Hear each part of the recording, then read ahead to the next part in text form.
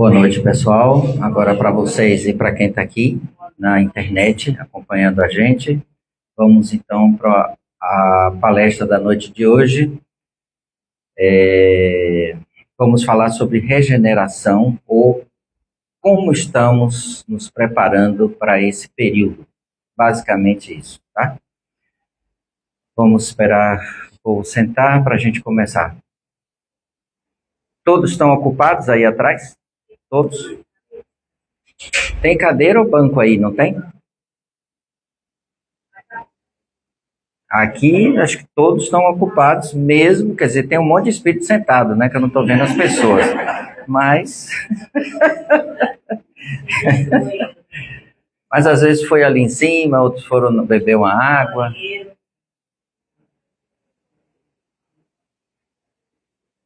Vamos, gente, vamos. Então não deixe ninguém entrar. Apague a luz aqui, por favor, essa luz branca.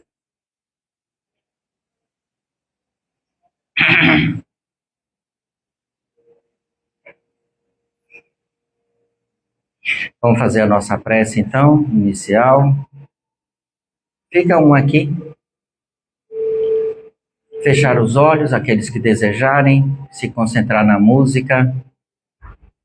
E vamos agradecer a Deus pela oportunidade que nos dá de estarmos mais uma vez reunidos em nome dele e de Jesus, nosso querido Mestre, com o objetivo único de ouvirmos, aprendermos, questionarmos e, quem sabe, pesquisar sobre o assunto para compreender com mais profundidade e me tornar cada vez mais conhecedor e mais firme sobre os assuntos que são tratados no Evangelho segundo o Espiritismo, na Bíblia, etc. Nos aproximarmos de verdade do Mestre Jesus, ainda mais no momento que estamos vivendo. Agradecidos estamos pela oportunidade que recebemos nesse momento, que possamos transmitir de fato aquilo que nós nos preparamos para fazer, que tenhamos ajuda espiritual para que assim seja, e cada um de nós que ouvirmos, e não estou me referindo só aos encarnados, tem também os desencarnados que estão ouvindo, que possamos extrair deste momento lições para a nossa vida. Obrigado, Senhor, pela vida, obrigado pela família, obrigado por aquilo que já somos. Pai nosso que estás nos céus, santificado seja o vosso nome, venha a nós ao vosso reino, seja feito a vossa vontade, assim na terra como nos céus. O pão nosso de cada dia nos dai hoje, perdoai as nossas ofensas, assim como nós perdoamos a quem nos tem ofendido. Não nos deixeis cair em tentações, mas livrai-nos, Senhor, de todos os males. Que assim seja e assim será. Pode ligar a luz branca.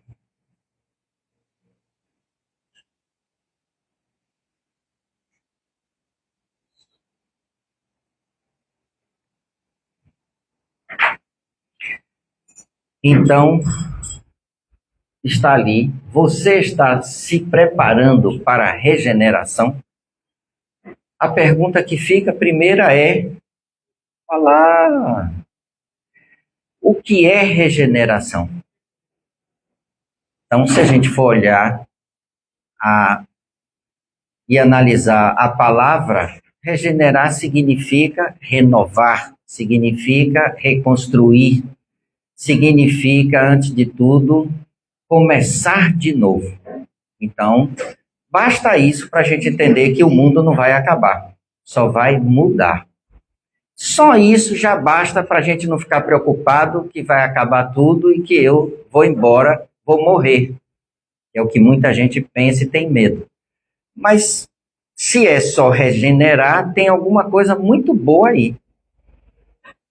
Quando eu vou andando e tropeço, caio e corto o meu braço num vidro, sangra, dói, às vezes tem que dar pontos, porque precisa reconstituir a pele ali naquele lugar e estancar o sangue. Tudo isso faz parte de um processo de dor que tem um significado para mim, que nem sempre eu entendo, não é? Mas se eu tenho algo, é meu, eu construí, e de repente alguém me rouba tudo e toma tudo, também é uma reconstrução, não é? Porque se eu for forte, se eu for realmente uma pessoa que crê em Deus, eu não vou pensar que tudo que me tiraram acabou e eu... Não. Eu vou dizer, eu vou reconstruir. Do zero, não importa. Porque a experiência eu já tenho, que é o pior. Foi a parte mais difícil. Foi a experiência. E eu posso reconstruir e talvez ter uma vida melhor do que tinha antes. Como? Tem um livro, até citei isso hoje de manhã aqui, uma pessoa que passou por um problema muito grave de um acidente. Isso é real, é ele contando o fato no livro, não é um conto, é realidade. Que ele não é, que ainda está vivo, uma pessoa muito rica, bilionária de São Paulo, e que teve um acidente gravíssimo de carro, ficou 20 dias em coma.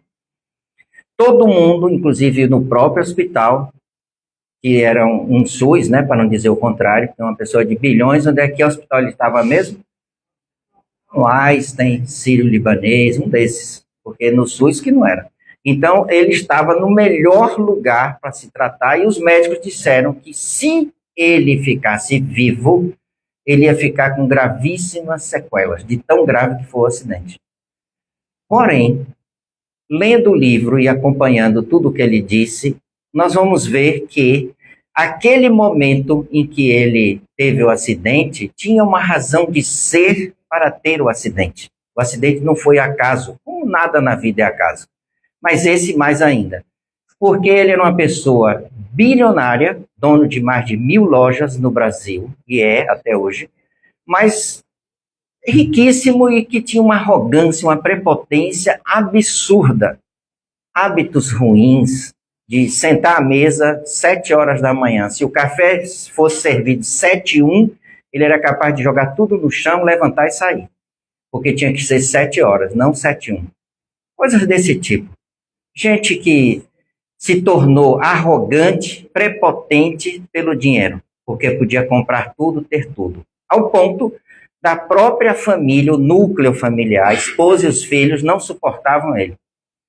E a esposa já estava pensando, inclusive, em arrumar um namoradinho para ir embora, porque ela disse que não aguentava mais de ficar subalterna às barbaridades que ele cometia. Há um acidente gravíssimo, ele fica 20 dias em coma, e neste coma ocorre exatamente o que ele precisava para a mudança.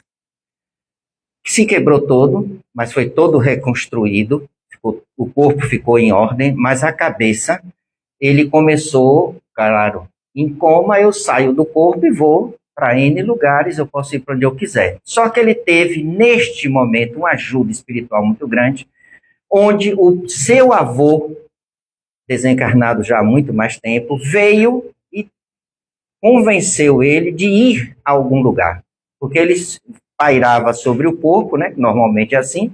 Quem já leu sobre livros de experiência de quase morte vai entender isso. A gente fica lá na cama, o corpo, e a gente sobre o corpo, ouvindo tudo, vendo tudo. Sempre assim. Ou eu sou levado pela espiritualidade a experiências no mundo espiritual e volto. Não no sentido de ir que não possa mais voltar. Não lembra? Todo mundo já leu isso ou já viu em televisão. Um túnel onde a gente vê e eu não posso ultrapassar um determinado ponto daquele túnel, correto? E assim foi feito. E ele foi levado e foi mostrado a ele desde o tempo em que o pai dele era o dono da loja, começou com uma loja e foi crescendo. E como foi isso? Resumindo, esse senhor descobriu o podre da família e como foi que eles ficaram bilionários. E foi mostrado a ele o quanto ele era ruim com as pessoas. De pagar salário mínimo para quem ele podia pagar o dobro se quisesse. de ter fornecedor que comprava, por exemplo, uma geladeira eu estou dando um exemplo, vamos falar de móveis, que é melhor. Ele mandava fazer muitos móveis, chegava naquelas movelarias menores, não é pequenininha de familiar não, grande, mas em detrimento de outras bem pequenas. E dizia, eu quero te comprar a produção inteira do ano. Você sendo um dono de uma movelaria, você quer vender. Só fazia guarda-roupa e cama, por exemplo. E ele comprava a produção do ano inteiro. Só que, para quem fabrica, é um grande negócio, porque se diminuir qualquer problema que der no país, a produção está vendida, meu dinheiro é garantido. Porém, com que negociação? É aqui que entra o problema. Se eu vendia esse guarda-roupa por R$ 100, ele ia te oferecer 40, que dava uma margem de lucro para o moveleiro 5%. Se houvesse qualquer diferença num parafuso, numa dobradiça, no que fosse, já engolia o que ele ganhou. E às vezes ele tinha prejuízo no final da entrega dos últimos pedidos. E ele não queria saber, ou entrega ou eu boto na justiça, você tem que fazer. E com isso ele fez com que várias empresas quebrassem, em detrimento de ganhar mais. Sendo que isso é proibido, inclusive, na lei divina, não é? Você não quer para os outros, você tem que querer o que você quer para você. Logo, eu não posso querer isso, que eu não quero ficar falido. Resultado, ele percebeu, ele tinha mais de 400 fornecedores, é uma empresa grande, e no final das contas, ele volta do coma. Tem vários assuntos que eu não vou entrar, senão eu vou falar só isso, não é o caso. E termina que ele, quando volta, é arrumado home care em casa e tal, que ele tinha que fazer fisioterapia, uma série de coisas ainda para ele se recuperar, passa 4 meses e ele começa a andar. Foi uma alegria e tudo mais. E o primeiro dia que ele andou, no dia seguinte, 7 horas da manhã, ele estava na cozinha, ele nunca entrou, convidou todos os funcionários para sentar, a mesa onde ele sentava na cabeceira e 7 horas tinha que servir o café, mas todo mundo tinha que sentar junto com ele para tomar café com ele. Foi um assombro. Esse cara enlouqueceu. Ele não é o mesmo cara. Tem alguma coisa errada aí. Chamou o pessoal da empresa dele e disse, vou dividir, vou dar PL, não é isso? Participação de lucro, que não tinha na época. E ele disse, eu vou participar lucro com vocês. Aí começou todo mundo, esse cara... Alguns até brincaram dizendo tem que ter outro coma para ver se melhora mais ainda. Foi uma loucura. Ele contando no livro, você morre de rir. E termina que ele melhorou a vida de todo mundo e a dele também, porque ele passou a ser uma pessoa querida pelas pessoas e não temida, que é bem diferente. A partir disso, um dia, passa alguns meses, ele está passando num viaduto, ele diz o nome do viaduto lá em São Paulo, e de carro, motorista dirigindo, ele vê um jovem correndo assim, ou andando, não sei como, e ele manda parar o carro, sai do carro, ele todo de terno e gravata, correndo atrás do rapaz. E o rapaz, perna para que te quero, com medo, porque era drogado e tinha medo de ser um policial, alguma coisa. No final das contas, ele consegue chegar próximo e, não é nada disso, eu conheço seu pai, não sei o que, conheci seu pai, papapá. Era o filho do sócio do pai dele, que o pai tinha roubado o sócio, por isso ficou milionário muito cedo. Numa transação de uns documentos, ele botou uma procuração e o cara assinou sem saber, e essa procuração ele passava todos os seus negócios para ele. É como se ele tivesse vendido. Tá? Só que ele não fez isso consciente. E aí o cara morreu de desgosto, foi uma loucura. A família desse senhor acabou e o menino estava nas drogas. Menino aqui, maneira de dizer, já tinha uns 45 anos. E aí ele conta a história para o garoto e diz, eu quero te ajudar. Eu vou redimir tudo que meu pai fez de errado com você e sua família.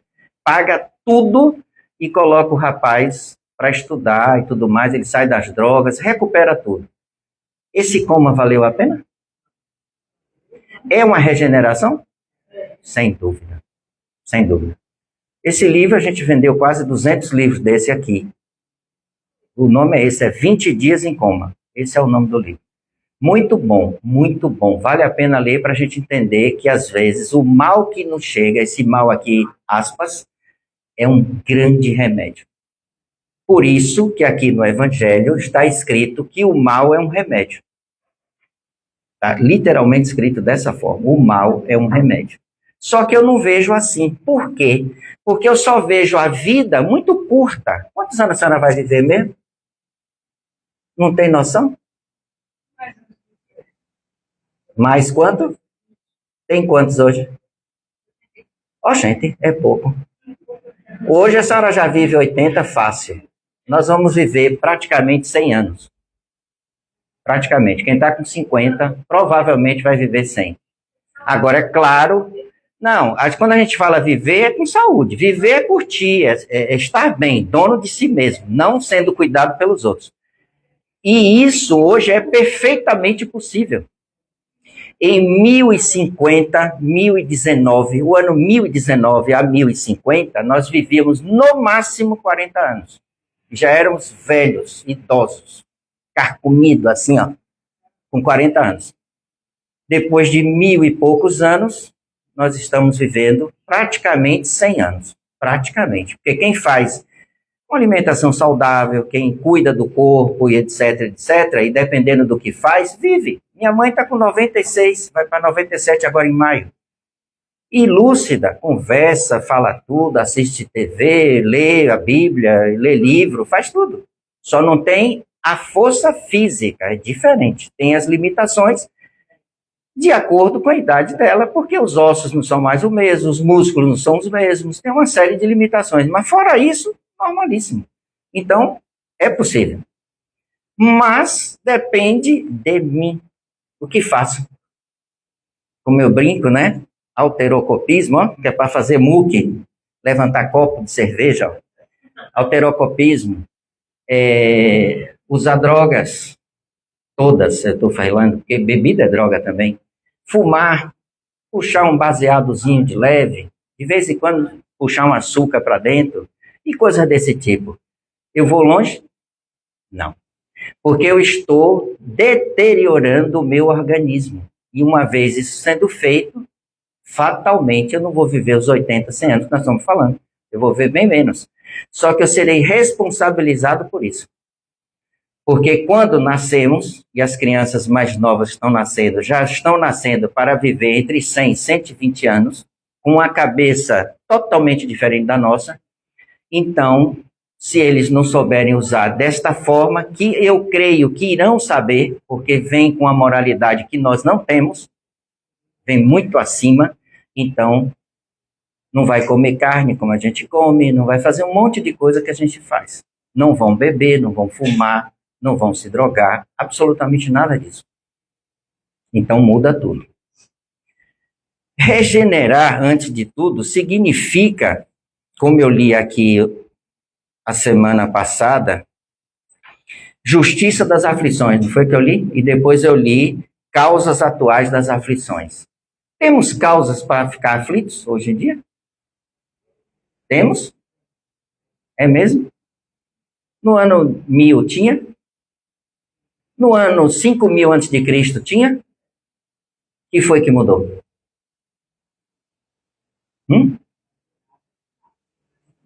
Sempre teve aflição, sempre terá até um certo limite. E por que isso acontece? Em qualquer época. Nossa inferioridade enquanto ser vivente na Terra. Antes, primitivo, matávamos por comida, matávamos por bobagem. Qualquer coisa era motivo de matar. Depois fomos para provas e expiações, e já estamos há alguns milhares de anos. Não pense que é 2000, 3000 anos, não, é muito tempo. E no final das contas, ainda estamos aqui falando em provas e expiações. Tem algo errado? Tem. Qual é o erro? Alguém sabe me dizer? A senhora. Uma inteligência suprema. Não lembra não o que é que falta? Uma coisa bem simples. Moralidade. Nós não temos. Estamos construindo, mas não temos, 100% não. Então é preciso que essa moralidade esteja de acordo com o avanço tecnológico, que nós já conseguimos coisas excepcionais até aqui, bem mais do que era previsto, e a moralidade zero. Hoje você ainda ouve, é porque eu não gosto de comentar certas coisas, mas eu vou falar por alto, vocês vão pegar. Existe uma jovem senhora que está aí no WhatsApp de muita gente, que faz coisas com o filho, não é? Alguém se lembra? Eu recebo. Não quer dizer que eu goste ou que eu aceite, mas vem para mim. E é um negócio absurdo. Absurdo. Mas isso acontece hoje. Isso faz diferença do tempo de Calígula? Alguém lembra quando foi Calígula? Que ano foi? Lembra não? No tempo de Jesus.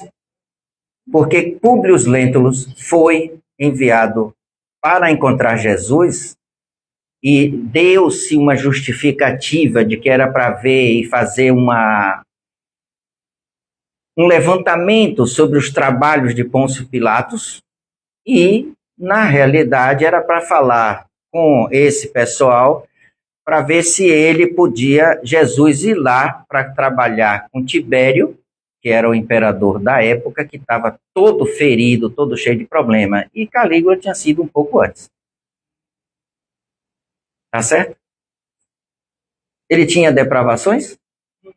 Todas, que você puder imaginar. Hoje existem as mesmas? Existe. Igualzinho. Por isso que eu digo que não temos moral. Não temos.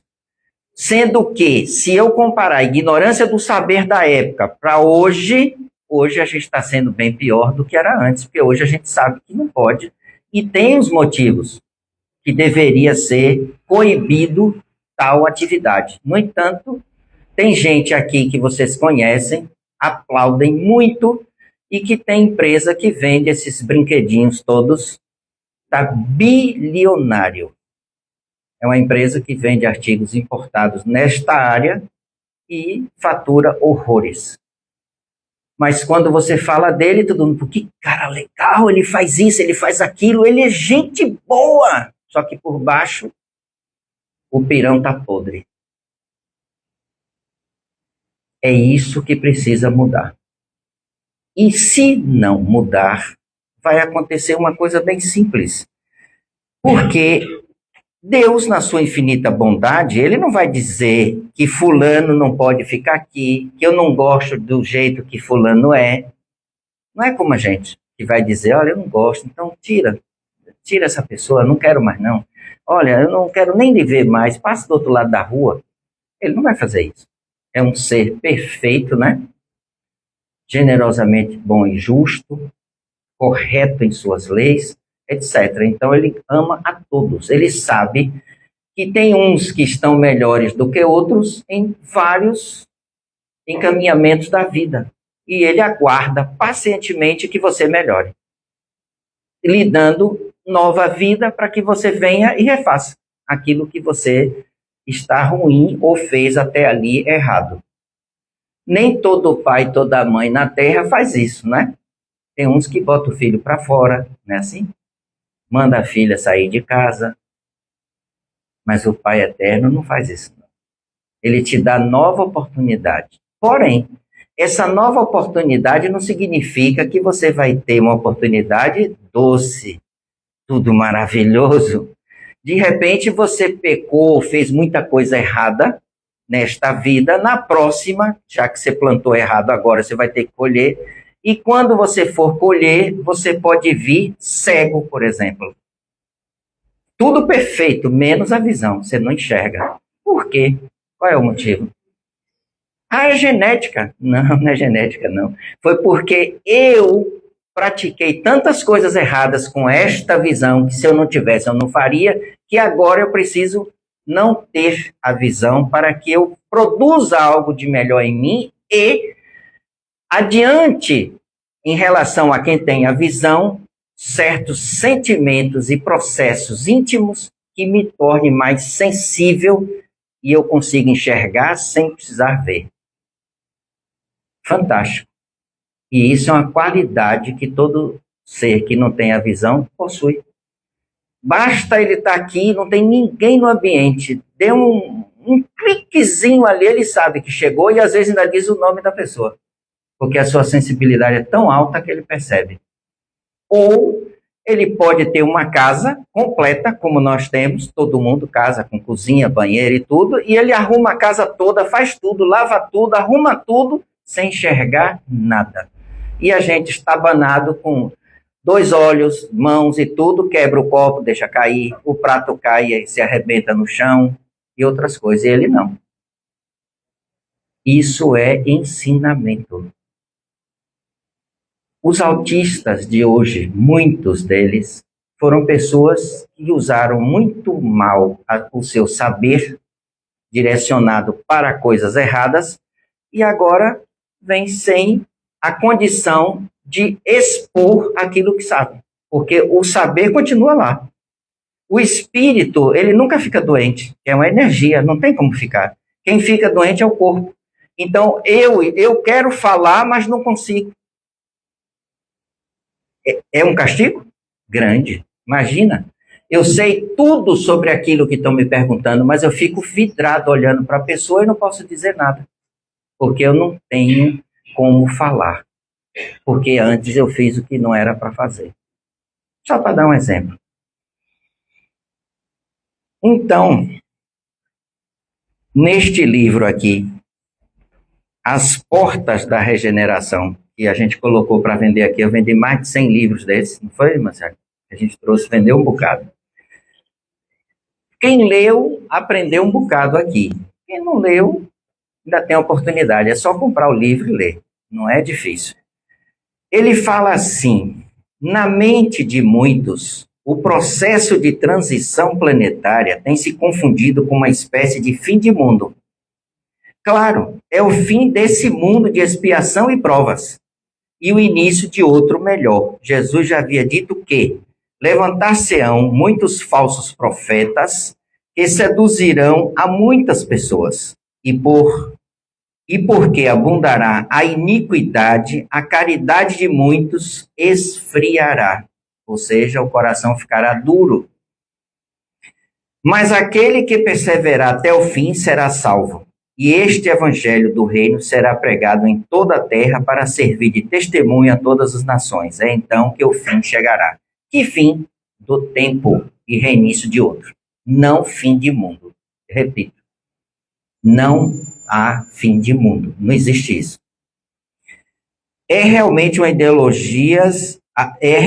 ideologias sobre a Terra se multiplicarão como a areia do mar, como abordamos durante toda a presente obra. Mas Jesus nos alerta sobre o caráter imortal do seu evangelho, a título de verdade que deverá ser nosso guia pelos tempos vindouros, a partir do seu tempo, passando por hoje com vistas ao futuro. E quando Cristo anunciava: também ouvireis falar de guerras e de rumores de guerra. Tratai de não vos perturbastes, porquanto é preciso que estas coisas se deem. Ou seja, tem que haver a guerra. Mas ainda não será o fim, pois ver-se-á povo levantar-se contra povo e reino contra reino. E haverá pestes, fomes, tremores de terra em diversos lugares. Todas essas coisas serão apenas o começo das dores. O começo das dores. Se prepare. Não estou aqui metendo medo de ninguém, não. Da mesma forma, falava do embate entre as várias crenças e sistemas presentes sobre a Terra, das opiniões divergentes entre as ideias progressistas e as ideias retrógradas. Mas completa Jesus: esses dias serão abreviados em favor dos eleitos. Aquele que perseverar na verdade dói, machuca, parece até que a gente está em outro planeta, não é? Parece que o certo está errado e o errado é que ficou certo. Hoje, isso já aconteceu dezenas de vezes no planeta, só que agora está na hora de mudar a forma de viver na Terra, literalmente. E essa forma de viver passa pela tecnologia e pela lida entre uns e outros. Porque Para entrarmos em regeneração a partir de 2057, que é a data que inicia esse processo, não quer dizer que vai ficar mil maravilhas nesse dia, 1º de janeiro de 2057, entramos no paraíso. É mentira. Melhora muito até lá, muito, mas não é 100% ainda, porque tem muita gente que ainda vai passar para a regeneração, porque eles tendem, olhe bem, tendem para o bem, não quer dizer que sejam bons, mas já pensam no bem, e terão essa oportunidade. E isso, às vezes, machuca, porque tem gente que se aproveita de certas situações. Quantas pessoas já reencarnaram várias vezes e continuam mal do mesmo jeito? Milhares, milhares. Não é? Nós temos durante aí a história antiga, a gente vê milhares de pessoas que reencarnaram e continuaram perversos, maldosos, matando, tomando terras, fazendo um monte de besteira, como hoje, não é? Hoje está cheio de gente querendo tomar a terra do outro, né? Não sei para quê, tanta terra. Existe uma coisa que a gente precisa pensar direitinho, e eu gosto muito desse tema, que é família. Porque, para mim, tudo vai passar por ele, por esse agrupamento de pessoas. Tudo. Porque é daqui que a gente tem a reposição, né? Vamos pensar assim, a reconstituição dos seres, a sociedade muda, uma série de coisas, dependendo de como o vento soprar e como é a nossa cultura o suficiente para absorver coisas boas ou não. Vai depender da gente. Aí entra uma coisa que é muito importante a gente ter em mente. Deus, na sua infinita bondade, já determinou tudo isso. Tem datas para as coisas. Não adianta pensar diferente. E essa data eu não posso mudar. Então eu vou ter, por exemplo, um período em que é necessário que eu mantenha a minha fé firme no futuro, como Jesus coloca no seu evangelho. Tudo dele é futuro, não é presente, que é onde nós vamos ter a verdade que liberta, aquela coisa toda. Mas eu preciso me encontrar hoje num estado X que eu possa estar bem e produzir o bem. Senão eu estou indo contra mim mesmo.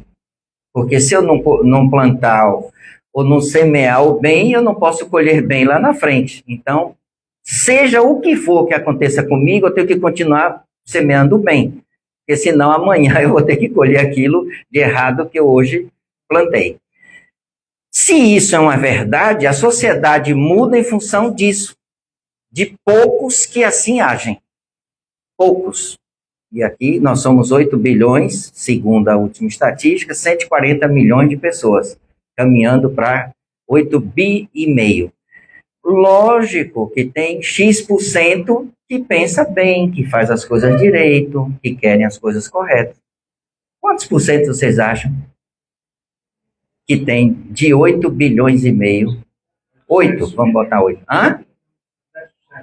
É muito. É muito. Porque assim, ó, a pessoa boa, ele nunca vai pensar mal de nada, tá certo? Existe.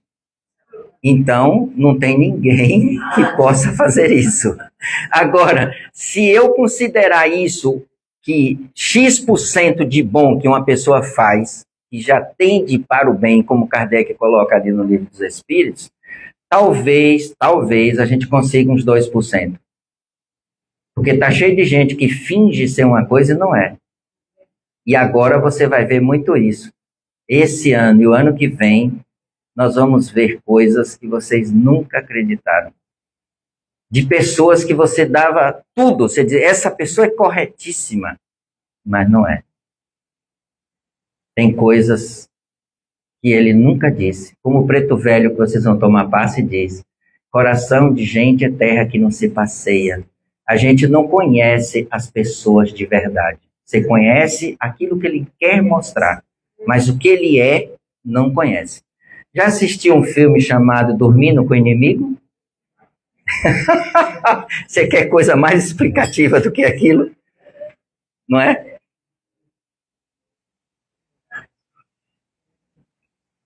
Então, a família é vamos dizer assim, uma situação que nós precisamos pensar muito bem para que a gente possa realizar de verdade aquilo que a gente pensa. Eu vou só refrescar a memória de vocês. Um pai que trabalha fora, uma mãe que fica em casa cuidando dos filhos e que, assim que terminam os estudos, casam-se e saem de casa. Se essa é sua família, saiba que ela está virando peça de museu.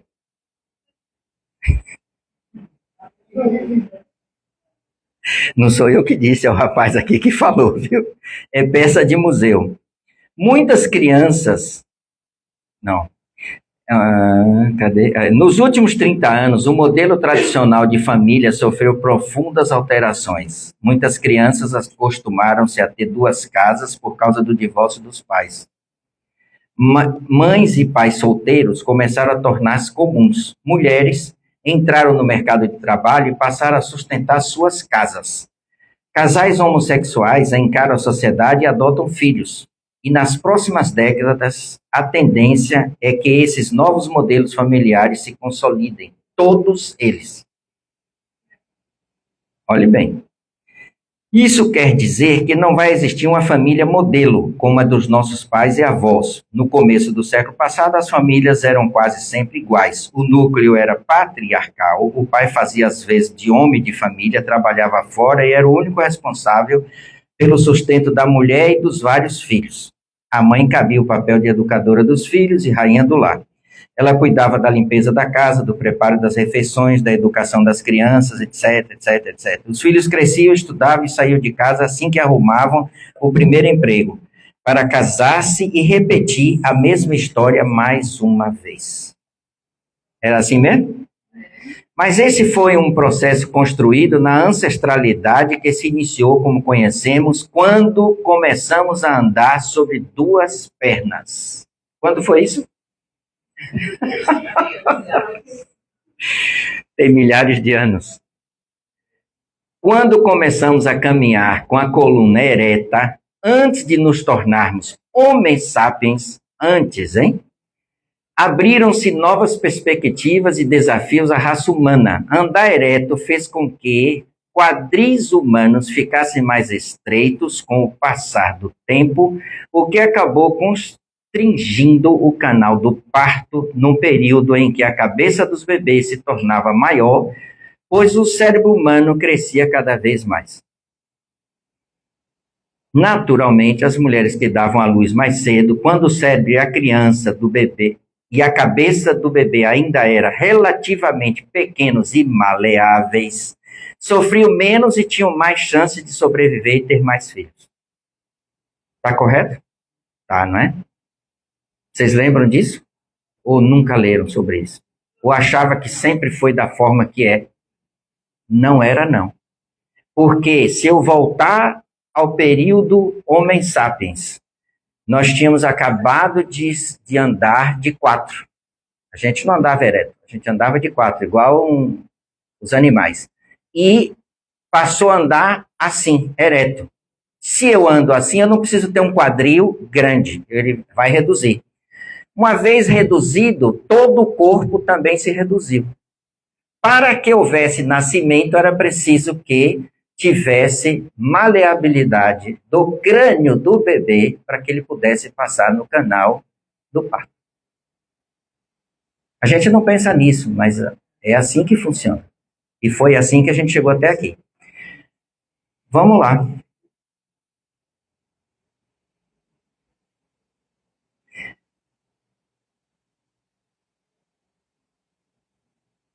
Naturalmente, as mulheres que davam à luz mais cedo, quando o cérebro nosso organismo se modificou para que os nascimentos precoces fossem favorecidos. Quando é que uma mulher está pronta para ter um bebê? Hoje, em que idade? Antes. Não ouvi? Pode ser, mas é muito precoce para isso, certo? Como aqui tem crianças que vêm aqui grávida com 11 anos, né? Meninas com 11 anos já grávida. É um risco muito grande porque, na realidade, ela ainda não está totalmente formada, tá certo? Então, vamos pensar que uma idade legal para se ter filho, legal aqui fisiologicamente, gente, não estou falando de outra, de social nem nada não, que aí cada um decide quanto quer. Hoje tem várias formas de engravidar. Você seria entre 17, 18 anos, até os 25, 23, seria ideal. Só que nessa idade hoje, a maioria das mulheres não querem casar. Não é isso? Porque hoje as mulheres, e eu concordo, querem ter sua independência financeira para não depender do homem com o qual ela vai se unir, se unir. Tá certo? Então é preciso que haja toda uma biologia aqui para que tudo dê certo. Em eras remotas, as mães sozinhas tinham dificuldade para obter alimento suficiente para si e para a prole. Criar filhos requeria ajuda constante dos familiares e vizinhos. Esse foi o cerne ancestral da moderna família nuclear. Só que nessa época aqui, não tinha avó. Não dava tempo. As pessoas morriam, no máximo, com 28 anos. No Império Romano, nós tivemos período em que se morria com 22. Então, hoje, por isso que eu disse, a gente vive hoje 60, 80, né? Por isso que eu falo sempre que eu vou fazer 74 com orgulho, porque eu acho que eu estou bem para 73 anos e meio. Mas, naquela época, jamais eu passaria com a idade dessa. Nunca. Morreria bem antes. Então a gente desenvolveu, cresceu, fez uma série de coisas. E aqui ele vai falar outras coisas, ele entra em estatísticas, IBGE, não sei o que eu não vou falar, e entra num assunto que eu acho também muito importante: educar para o futuro. O que é educar para o futuro hoje? Você que tem um bebê em casa. Como você vai criar esse bebê? Com que perspectiva? De que forma você pensa em dar educação ao seu filho pequeno hoje? Que não está fácil, que para botar num colégio bom, de 3.500 a 5.000 reais a mensalidade. Não estou falando de colégio já no último grau, não. Pequeno. Se for um colégio bom. Se for um colégio mais ou menos, 1.000 e pouco você coloca. Mas falta muita coisa para completar na educação, que às vezes os pais não completam em casa. Que essa é a minha briga. Porque a obrigação é nossa. Ninguém é obrigado a nascer. Mas uma vez que você trouxe, tem que cuidar. E bem, não é pouco não, tem que cuidar direito. E aí você tem que deixar de ser você para ser o provedor, o cuidador, tudo daquele serzinho que você trouxe. Ah, mas eu também quero viver, eu quero tomar minha cerveja, eu quero ir assistir o Bahia jogar, o Vitória, eu quero ir não sei o quê, eu quero. Não, você não tem querer nenhum. Você colocou seu filho, cuide dele. Porque é um pacote que você não pode devolver. Não é? Não pode. O gênero humano está enfrentando revoluções sem precedentes, onde nossas antigas narrativas estão sempre trocadas por novas que vieram para substituí-las. Como podemos nos preparar e a nossos filhos para um mundo regenerador repleto de transformações sem precedentes, de incertezas radicais? Um bebê nascido hoje será um homem de 30 anos por volta de 2050, que é logo ali. Nós estamos em 2026, falta 24 anos, é rapidinho. Se tudo correr bem, esse bebê poderá estar por aí em 2100. Ele estará, com certeza. E até poderá ser um cidadão ativo no século 22. Olha, já estamos falando em 22. O que deveríamos ensinar esse menino ou menina que o ajude a sobreviver e progredir no mundo da segunda metade desse século e nas primeiras décadas do século vindouro? De que tipo de habilidade ele vai precisar para conseguir um emprego, compreendeu o que está acontecendo à sua volta e percorreu o labirinto da vida. Infelizmente, como ninguém sabe qual será o aspecto do mundo em 2050, muito menos 2100, não temos resposta para essas perguntas. Ele fala que ele tocou nesse assunto, e aqui entra no que eu tinha dito antes. Tocamos esse assunto alguns capítulos atrás. Há 1000 anos, em 1019, havia muitas coisas que as pessoas não sabiam quanto ao futuro, mas assim mesmo estavam convencidas de que as características básicas da sociedade humana não iriam mudar. Com certeza, em 2019 não ia mudar. Quando estivemos encarnados em 1019, sabíamos que em 1050 a ordem atual poderia ser arruinada e nossa terra invadida por um povo vizinho, ou mesmo que uma epidemia pudesse matar milhões. Apesar das opções, estava claro que em 1050 a maioria das pessoas ainda estaria trabalhando como agricultores e tecelões, governantes ainda estariam com humanos para equipar seus exércitos, suas burocracias, os homens ainda dominariam as mulheres, a expectativa de vida ainda seria de mais ou menos 40 anos, em 1019. Pais pobres ensinavam seus filhos a plantar ou tecer, e pais ricos ensinavam seus meninos a ler, a escrever e a lutar a cavalo, e ensinavam suas meninas a serem donas de casa recatadas e obedientes. Era óbvio que para nós, que com essas aptidões ainda seriam necessários em 1050.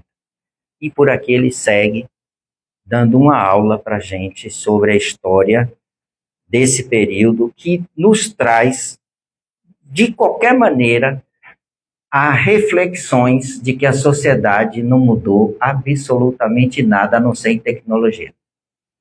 E naquela época, tecer e fabricar móveis, etc. Né? Jesus mesmo era carpinteiro e sabia tecer suas próprias roupas, que era o que se ensinava na época. E pescar, que era o que todo mundo sabia.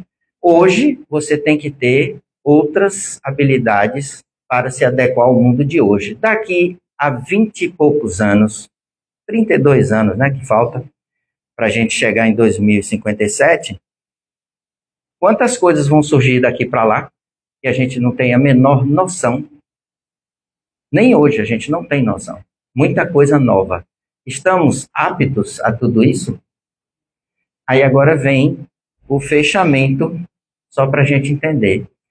Tudo isso que eu falei e outras coisas mais, falei de sociedade, família, falei de crescimento, tal e tal, mas e o espiritual ficou aonde? É aqui que entra o grande problema. Cada vez que eu me enfronho na tecnologia, eu enriqueço mais rápido. Hoje, um jovem que entende um pouco e cria algumas coisas na internet, no instante está milionário. Ele não quer trabalhar, nem estudar. Para quê? Como tem vários exemplos de meninos de 15 anos que se trancavam no quarto, esse inclusive tem podcast próprio, tem empresa própria e tudo, é dono já de mais ou menos 50 milhões de reais com 22 anos. Ele começou com 15, ele não ia para a escola e ficava lá, olhando a bolsa de valores e pegando 100 reais, 200 reais e aplicando e fazendo, acontecendo, e ele aprendeu como ninguém como aplicar dinheiro. Convenceu os colegas e foi botando mais dinheiro e foi tirando comissão do que ele ganhava para os outros e tal. Hoje ele tem 50 milhões de reais com 22 anos. Ele não estudou e não quer saber, ele diz que escola é uma porcaria, não tem nada para estudar. É verdade? Não, porque estudar não é só aprender isso. Tem muitas outras coisas incluídas aí nesse estudo que é necessário a todos nós. Principalmente filosofia, que a maioria hoje dos seres não estudam mais, porque tiraram do currículo. E quando eu tenho filosofia, eu abro minha cabeça. Eu sou obrigado a pensar em hipóteses diferentes da minha. Mas quando eu não tenho, está tudo certo. E quando isso se torna verdade para todo mundo, para que estudar? É só seguir todo mundo. Aí entram os influências grandes, né, que a gente conhece, mostrando tudo que tem, coisas lindas, maravilhosas, para não dizer o contrário, e nada de assunto sério, só lixo, literalmente. Essa é a sociedade que a gente tem, e cada vez mais Jesus fora e muito mais distante da gente. Mas ele disse Eu estou trazendo a verdade que vai libertar todos vocês. Porém, essa verdade está no futuro. Então, a gente tem que se preparar hoje para que essa verdade, de fato, chegue e tome conta de todos nós. Nós não quisemos isso. Então, é preciso que haja um degredo de muita gente e chegada de muita gente. Quem? Os espíritos mais adiantados, que não são daqui. São de fora, são de outros planetas que estão nascendo aos milhares no planeta, com ideias brilhantes, que não se dobram por nada. Não, mas vamos fazer isso aqui, que isso aqui é certo. Se tiver errado, não faz, porque a moralidade não deixa. Quando vem um espírito de Sírius ou de Alcione, como foi essa jovem senhora aqui, Maria de Nazaré, ela não mudou absolutamente nada, e ela é de lá.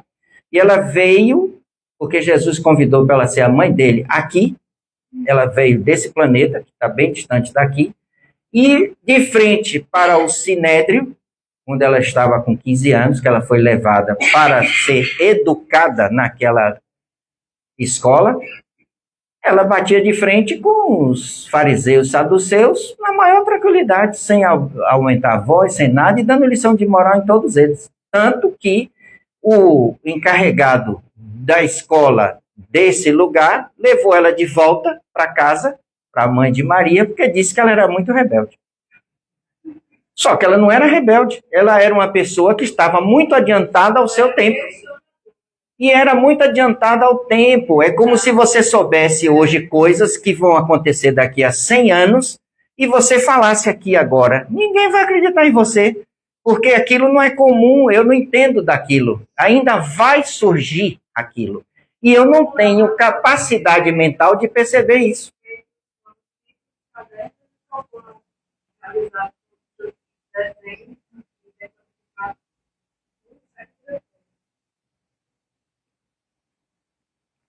Assim será esse período de regeneração. Lembrando, fazendo um parênteses, que a Terra, o planeta Terra, ele está também em evolução.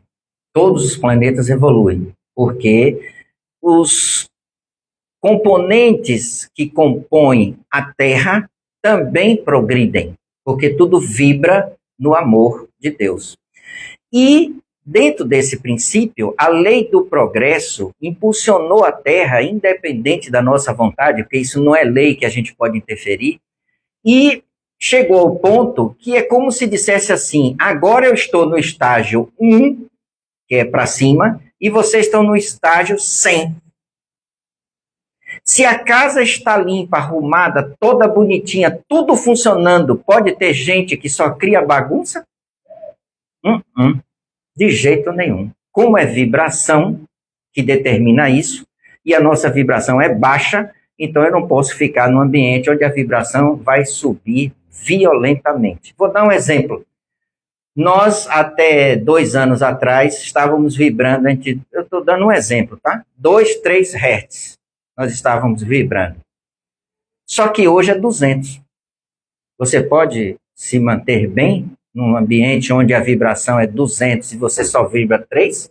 Começa a dar dor de cabeça constante, o corpo fica mole, parecendo que você tomou uma surra, fica todo quebrado. Você quer dormir o tempo todo porque é uma moleza. Por quê? Porque você não está de acordo com a vibração do planeta. Você tem que subir sua vibração. Urgente. Fora outras coisas. Fora outras coisas. Eu estou dando como exemplo, tá, gente? Então, é preciso que a gente entenda isso e se adeque definitivamente à vibração alta do planeta, seguir o que ele vem fazendo, e vai ser cada dia mais rápido, e quem não se adequar terá que sair daqui. Jesus é tão generoso que ele já trouxe mais 2 planetas que estão se aproximando desse, e na hora que chegar, não se preocupe que o Uber leva e você vai para lá. O Uber leva e você vai para o de lá, só que o de lá é bem mais inferior do que esse. Se aqui eu estou reclamando, imagine quando eu chegar lá. Vamos supor que eu fiz miséria miséria nesse planeta. Aprontei todas. E vou para Quiron, que é um planeta gigante. Ele deve ter mais ou menos 10 vezes o tamanho da Terra. É grande, mas é primitivo. Eu tenho que catar frutas para comer, eu vou ter que pegar água com as mãos, porque eu não tenho caneca, eu não tenho como é que chama isso? Oh, gente, isso é garrafa, é? Essas garrafinhas, o tanque, que hoje todo mundo tem para ir para academia, tá. Eu não sei nem o que é isso, só que eu não sei em vigília, eu acordado, não vou lembrar, mas eu, espírito, sei tudo. Sei tudo. Eu sei o que é isso, eu sei o que é apertar um botão e a luz clarear, só que eu vou morar em caverna, etc. Esse é o grande problema que nós vamos enfrentar quem for para lá. Porque já que você não quer subir moralmente aqui, você tem que recomeçar a sua vida. Esse é o problema. Mas isso é uma grande mentira. Como meu irmão disse para mim, que ele é pastor evangélico. Aí ele fala, não acredito nisso. Eu digo, pois é, depois a gente vai se encontrar lá em cima, eu acho, e aí você vai me dizer se eu estou certo ou se eu estou errado. E se você estiver errado? Eu digo, se eu estiver errado, eu vou para o inferno, vou fazer um churrasquinho lá com o homem. Não tem problema nenhum. É o que eu mereço. Se eu for para lá, paciência. Não é? Eu vou reclamar? Deus não é justo? É. Se ele me botou para lá é porque eu não passei de ano. Eu fui reprovado, eu tenho que começar do zero. É assim que eu penso. Então, paciência. Tá tudo certinho e vai dar tudo certo. Só que a gente tem que fazer a nossa parte. Quando a gente pede aqui, por favor, faça evangelho diário. Hoje mesmo teve uma senhora que disse que eu faço meu evangelho toda semana. Assim como quem diz, por que tem que fazer todo dia? Eu falei, porque quando a senhora faz, ou o senhor faz, vai ter uma egrégora dentro da sua casa, que são as energias de amor que vão estar ali, e seus parentes, seus amigos, seus pais, se já foram, avô, avó, enfim, vão estar presentes. E eles não querem sua maldade. E onde existe gente que quer o bem, não pode ter gente ruim, não acontece. Onde tem luz, não pode ter escuridão. Acabou a treva. E você ainda reclama de pegar isso aqui, abrir assim, ó. Cair o que mesmo? Amar ao próximo como a si mesmo. Ler só o primeiro capítulo. Acho que não dá 50 linhas. E que titico. 10 minutinhos você fez todo dia. A hora que quiser. Aquele que você diz que faz na semana, vamos dizer, hoje, quinta-feira, 10 horas da noite, 10 horas da noite eu vou fazer. Porque aquele é onde eu recebo esse povo, esse que eu estou fazendo, eu estou trazendo luz, progresso, prosperidade para minha casa. E o povo acha ruim.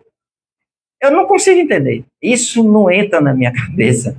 Então a gente precisa trazer isso de volta, de verdade, que era o que os hebreus faziam, os judeus faziam, as civilizações que tinham religião e tinha crença fervorosa faziam. E progrediram. Por quê? Porque ali tem verdade, ali tem desejo de conhecer. Cada vez que eu faço isso e leio aqui um trecho desse na minha casa, de manhã, de tarde, de noite, de madrugada, a hora que quiser, eu estou lendo em voz alta, eu não estou lendo só para mim, eu estou lendo para mim e aqueles que andam comigo que querem ver que eu caia, que querem que eu fique doente, que querem que eu fique atordoado, sem saber o que fazer. Que decisão eu tomo? Não sei. Porque estou tão atordoado que eu não sei o que eu faço. E quando eu não sei, o meu mentor, que é o meu anjo da guarda, está dizendo, filho, faça isso, mas eu não dou ouvidos a ele. Se eu não dou, porque eu não faço, então eu posso tomar o caminho errado, depois eu vou dizer, poxa, Deus nem olha para mim. Eu oro tanto, eu faço tanto, como ela disse, eu faço o terço. Eu digo o terço a gente faz até de memória. Não precisa ter a peça na mão. De tanto que faz, é repetitivo. Eu quero saber uma coisa, cada vez uma palavra sua. Não importa que você vai fazer uma prece e diga, Deus! E aí entala, não sai mais nada. Você já fez a prece. Porque aqui você já disse tudo que vinha depois dessa palavra. E eles leram. Mas a pessoa não crê. É incrível. Incrível. Porque não se vê espírito. Não se vê espírito. E a gente precisa urgente disso. Cada vez mais nos aproximarmos desse sentido da espiritualidade para que ela se torne para a gente algo comum, normal, simples. Emmanuel disse para Chico várias vezes que de tanto a gente repetir as verdades que Jesus disse, elas entram em nós por osmose. Eu estou usando minhas palavras, viu? Mas não falou assim. E isso significa que cada vez que eu entender e internalizar essas palavras, eu também ajo dessa forma. Ou pelo menos eu modifico minhas ações. Porque você acredita em Deus de verdade? Sim. É mesmo? Você acredita mesmo? Claro, Ave Maria, Deus existe, eu acredito, Ele mora em mim. Quando eu saio ali, uma pessoa, você pode me dar um pão? De novo? E passa. Acredita em Deus? Não. Não. Desculpa. Não. Poxa, todo mundo faz um monte de coisa, eu não faço nada. Por quê?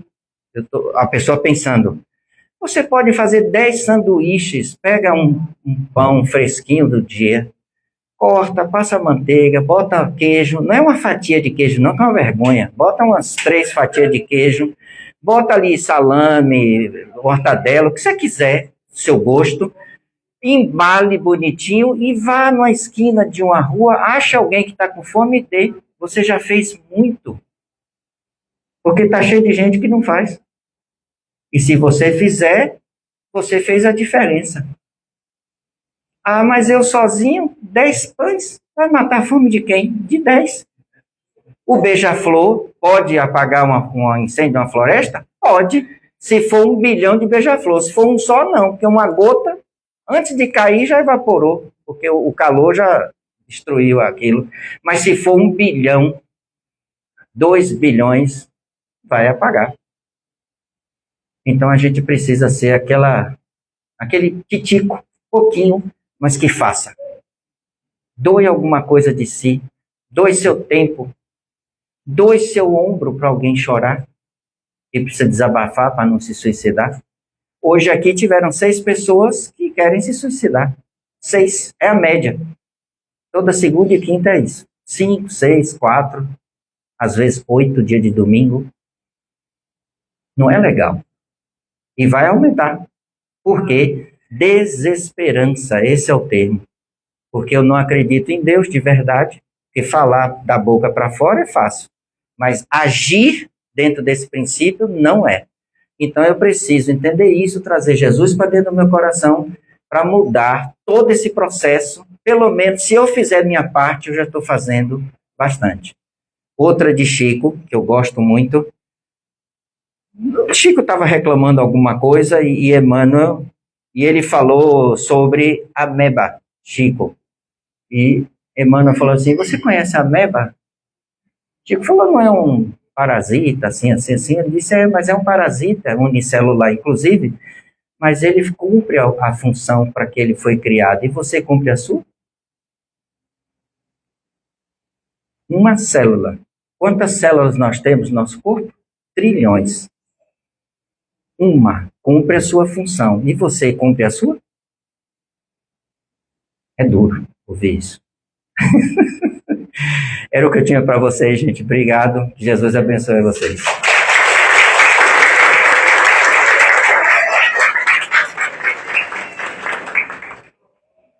O bebê acordou ali, estava quase dormindo, com as palmas.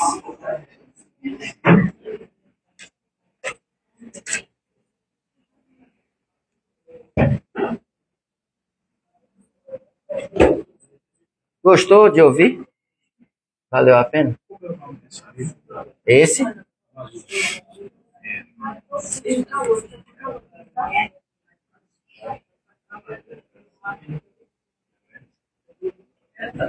Pode botar. Pode botar.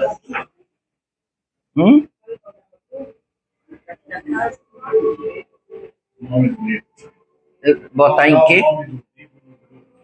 Ele está no grupo. Se não está, é porque alguém falhou. Mas esse livro tem já uns 4 anos que a gente fala dele aqui o tempo todo. Ela tem quanto tempo que anda aqui? Agora que viu, não foi? Sempre tem o primeiro dia. Vamos lá?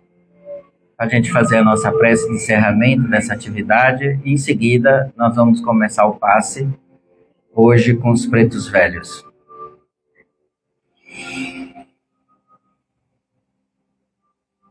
Mestre Jesus, Senhor de todas as horas, te agradecemos pela oportunidade de estarmos reunidos, dialogando sobre crescimento espiritual, crescimento moral, crescimento intelectual, sobre família, sobre genética, enfim, uma pincelada em cada coisinha para que a gente tenha uma noção mais próxima daquilo que realmente precisamos fazer para te seguir com passos mais firmes e mais próximos de ti.